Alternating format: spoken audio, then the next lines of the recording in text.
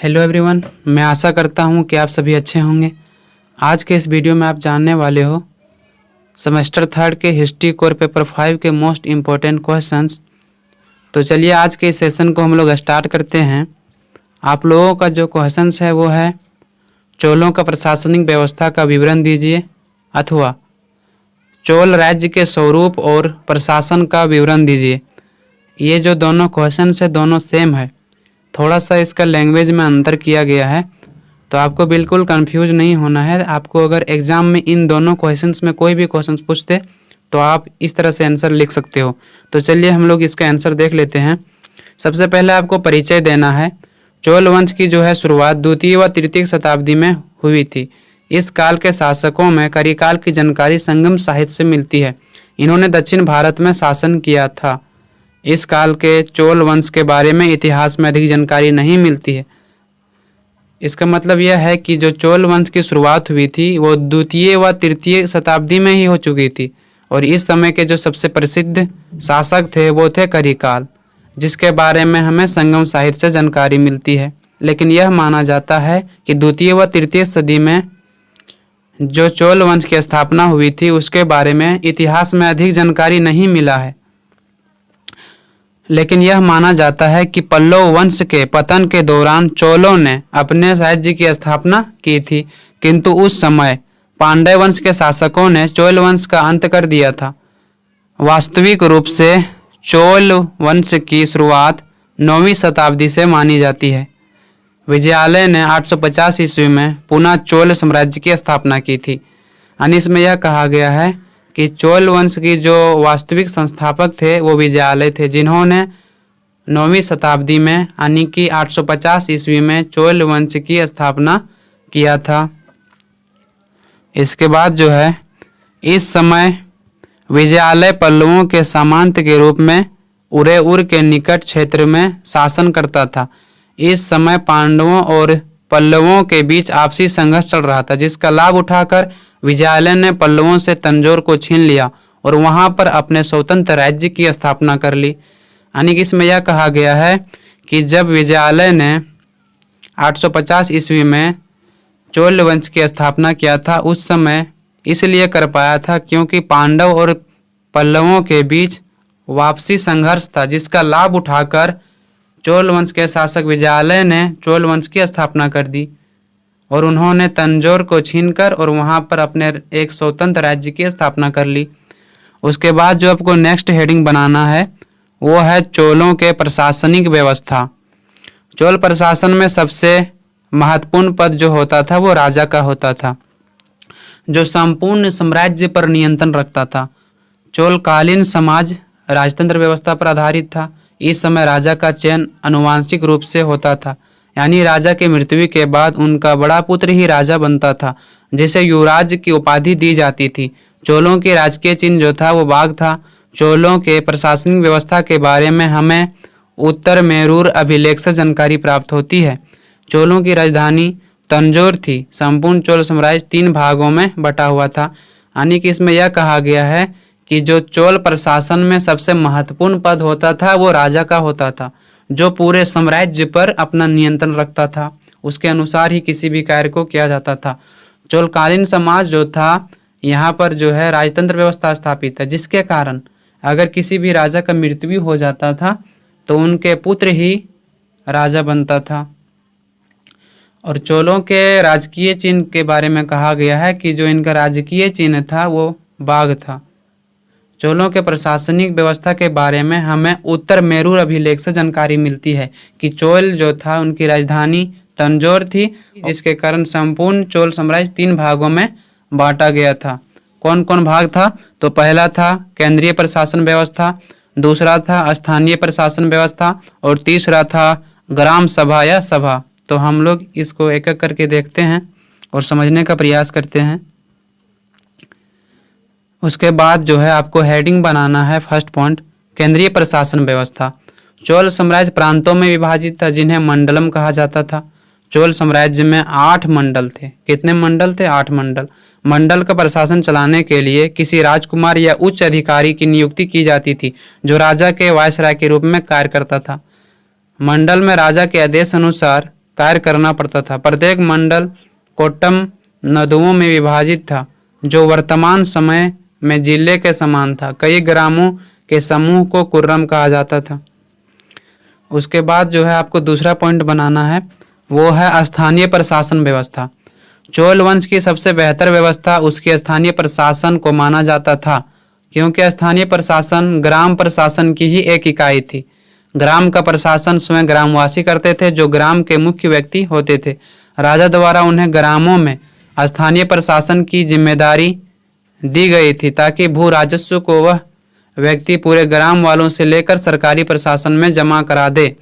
चोलों के स्थानीय प्रशासन की जानकारी उत्तर मेरूर अभिलेख से प्राप्त होता है। यानी कि चोल वंश की जो सबसे बेहतर व्यवस्था मानी जाती है वो स्थानीय प्रशासन व्यवस्था को मानी जाती है, क्योंकि स्थानीय प्रशासन व्यवस्था जो था वो ग्राम का ही एक अंग था।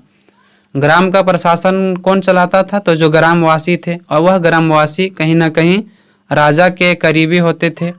जो ग्राम के मुख्य व्यक्ति होते थे, उसी को राजा उस ग्राम की जो स्थानीय प्रशासन था उन्हें चलाने की जिम्मेदारी दी गई थी, ताकि जो ग्राम में भू राजस्व होता था उनको वसूल कर और राजकीय कोष में जमा करा दे। उसके बाद जो है आपको नेक्स्ट पॉइंट जो बनाना है तीसरा, वो है ग्राम सभा या सभा। चोलों के अभिलेखों से प्राप्त जानकारी के अनुसार ग्राम सभा को 30 भागों में बांटा गया था। वैसे व्यक्ति को ग्राम सभा का प्रधान के रूप में चुना जाता था जिस व्यक्ति के पास यह सभी योग्यताएं होती थी। यानी कि चोलों के अभिलेखों से हमें यह जानकारी मिलती है कि उस समय इनका जो ग्राम सभा था वो 30 भागों में बटा हुआ था। यहाँ पर वैसे व्यक्ति ग्राम का प्रधान माना जाता था जिनके पास कुछ योग्यताएं होनी जरूरी होती थी। तो इनकी क्या योग्यताएं होनी जरूरी होती थी तो हम आपको बताने वाले हैं। जैसे कि वह व्यक्ति उस ग्राम का रहने वाला हो, पहला योग्यता वह व्यक्ति उस ग्राम का होना चाहिए। दूसरा योग्यता क्या होना चाहिए? उसकी आयु लगभग 35 से 70 वर्ष के बीच होनी चाहिए। अगर 35 से कम है और 70 से अधिक है तो उसे ग्राम सभा का सदस्य के रूप में चयन नहीं किया जाता था, नहीं चुना जाता था, है ना। तो 35 से 70 के बीच उसके आयु होना चाहिए। तीसरा जो कंडीशन था वो था वह व्यक्ति के पास लगभग 1.5 एकड़ से अधिक भूमि होना चाहिए, अपना भूमि होना चाहिए उसके पास 1.5 एकड़। उसके बाद वह व्यक्ति का अपनी ही भूमि पर मकान होना चाहिए। वैदिक मंत्रों और ब्राह्मण ग्रंथों के बारे में उसे ज्ञान होना चाहिए। उसके बाद जो है वह व्यक्ति पिछले 3 वर्षों से किसी समिति का सदस्य रहा हो। ये सभी योग्यता होने के बाद ही व्यक्ति ग्राम सभा के सदस्य बनने के योग्य होता था, बनता नहीं था, केवल अभी योग्य हुआ है।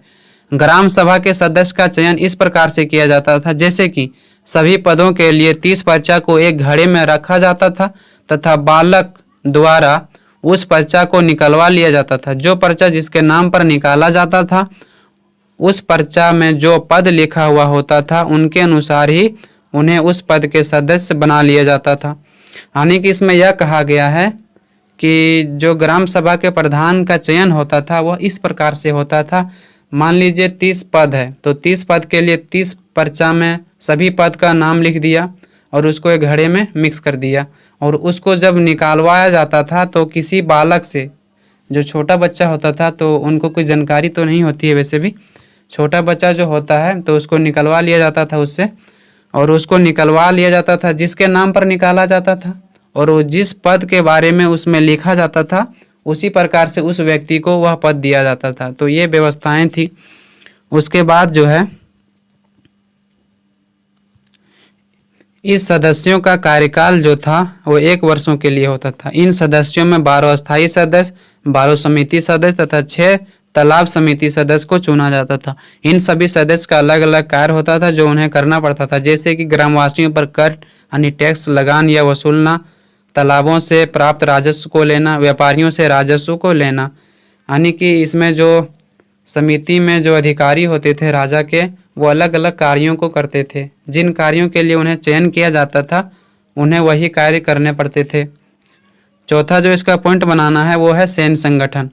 चोल राजाओं ने एक विशाल सेना का संगठन किया था। सेना के प्रमुख अंग जो थे वो थे घुड़सवार सेना, पैदल सेना, हाथी सेना तथा नौसेना पर भी काफ़ी ध्यान दिया था। इन सभी सेनाओं की जो है ट्रेनिंग दी जाती थी ताकि वह अपने सेना को अन्य राजाओं की सेना की अपेक्षा में शक्तिशाली बना सके।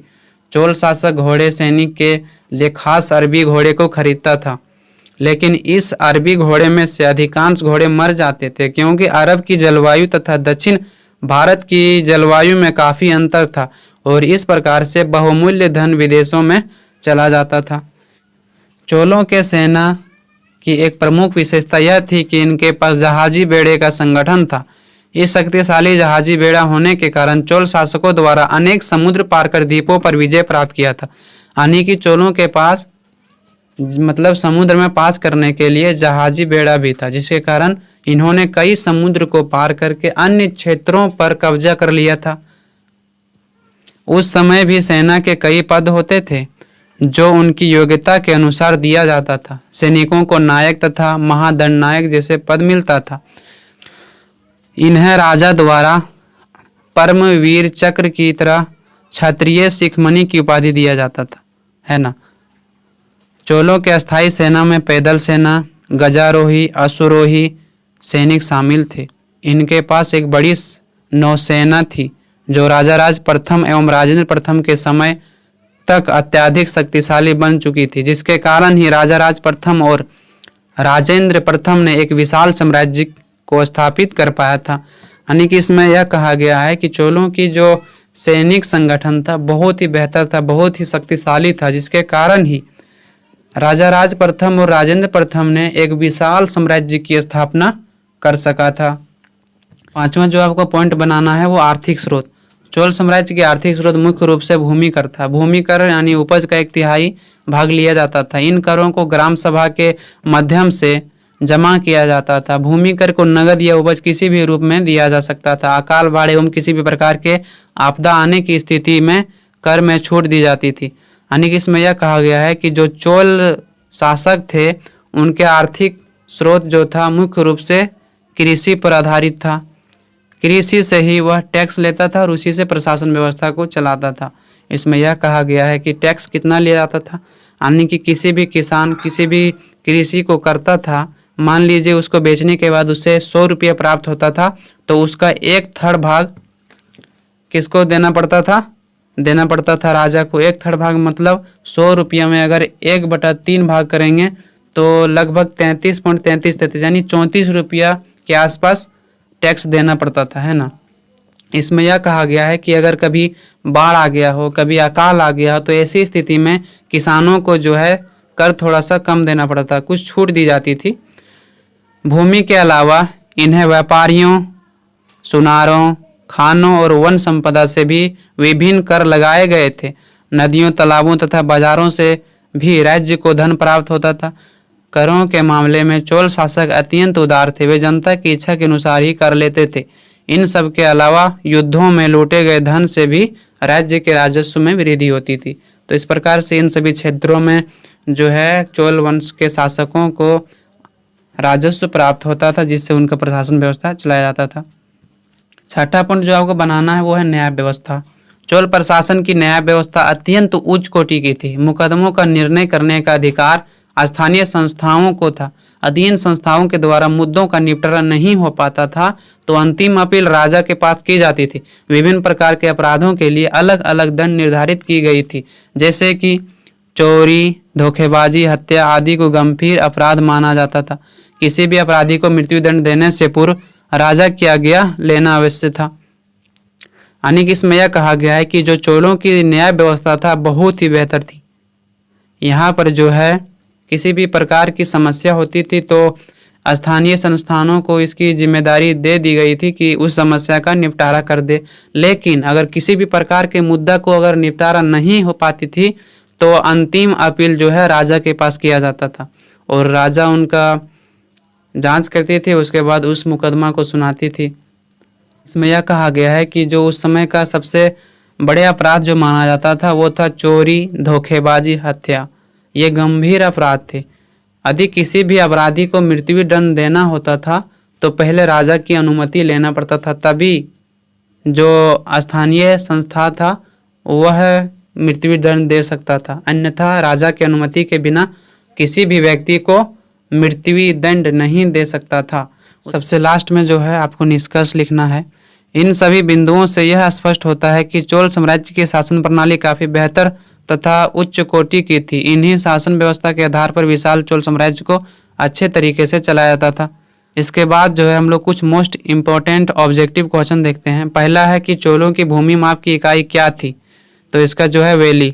दूसरा है चोल गंगम नामक विशाल तालाब का निर्माण किसने करवाया था, तो इसका राइट आंसर होगा राजेंद्र प्रथम। तीसरा जो है वो चोल काल में प्रांत को क्या कहा जाता था, तो मंडलम कहा जाता था। उसके बाद जो है चौथा क्वेश्चन है चोल साम्राज्य में सेना का सबसे संगठित अंग का नाम क्या था, तो पद्धति सेना था। पांचवा जो है चोल प्रशासन के उच्च पदाधिकारियों को क्या कहा जाता था, तो पेरुंदरम। छठा है कि चोल काल में 10वीं शताब्दी का सर्वाधिक महत्वपूर्ण बंदरगाह का नाम था, तो इसका जो राइट आंसर होगा वो होगा कावेरीपट्टनम। सातवां क्वेश्चन है चोल साम्राज्य का सर्वाधिक विस्तार किसके शासनकाल में हुआ था, तो राजेंद्र प्रथम। आठवां क्वेश्चन जो है वो चोल शासक किस कारण से प्रसिद्ध हुआ, तो जो इसकी जल सेना थी वो काफ़ी शक्तिशाली थी। नौवां क्वेश्चन है कि चोल वंश में ग्राम प्रशासन के बारे में किस शिलालेख में उल्लेख मिलता है, तो जो इसका राइट आंसर होगा वो होगा उत्तर मेरूर अभिलेख। 10वां क्वेश्चन है कि उत्तर मेरूर शिलालेख से किसके प्रशासन से संबंधित जानकारी मिलती है, तो इसका राइट आंसर होगा चोल शासक। उम्मीद करता हूँ कि आप सभी को समझ में आया होगा। तो आज के लिए इतना ही। आपसे हम मिलते हैं नेक्स्ट वीडियो में।